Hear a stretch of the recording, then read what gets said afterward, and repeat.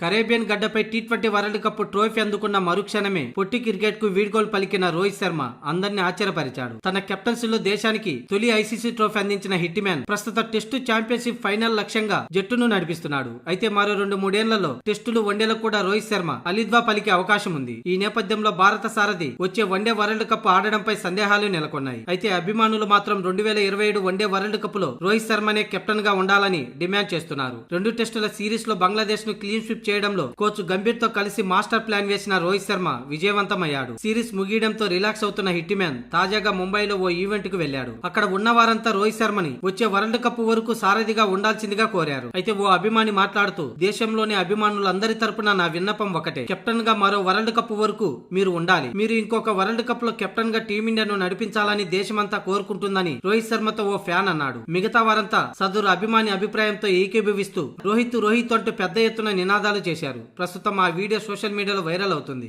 IPL లో Mumbai Indians ను 5 సార్లు ఛాంపియన్ గా నిలిపిన రోహిత్ శర్మ తన కళ వెస్టిండీస్ లో నిజమైంది. 17 ఏళ్ల నిరీక్షణకు తెరదించుతూ భారత జట్టుకు 2వ టీ20 వరల్డ్ కప్ అందించాడు. రోహిత్ సారథ్యంలో టీమిండియా 4 ఐసీసీ టోర్నీలు ఆడింది. నిరుడు WTC ఫైనల్, అలాగే వన్డే వరల్డ్ కప్ ఫైనల్ లో ఆస్ట్రేలియా చేతిలో ఓడిన ఈ 2 సార్లు ఫైనల్ వరకు తీసుకెళ్లాడు రోహిత్ శర్మ. అంటే తన సారథ్యంలో 2027లో వన్డే వరల్డ్ కప్ గెలిచే అవకాశం ఉందని అభిమానులు కోరుకుంటున్నారు.